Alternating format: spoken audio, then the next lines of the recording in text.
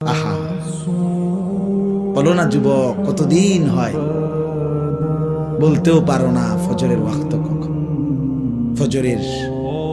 ফজরের সূর্য কেমন, ফজরের হাসি কেমন, ফজরের বরকত কেমন।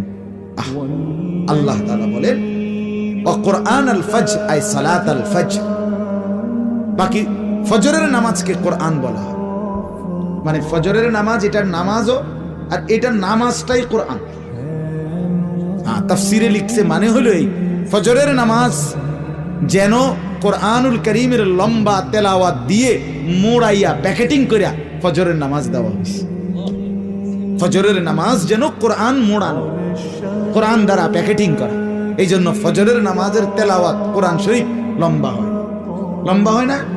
হ্যাঁ, লম্বা তেলাওয়াত স্বাভাবিক। যেই কোনো ইমাম 4 ওয়াক্ত নামাজের চাইতে ফজরের ওয়াক্তে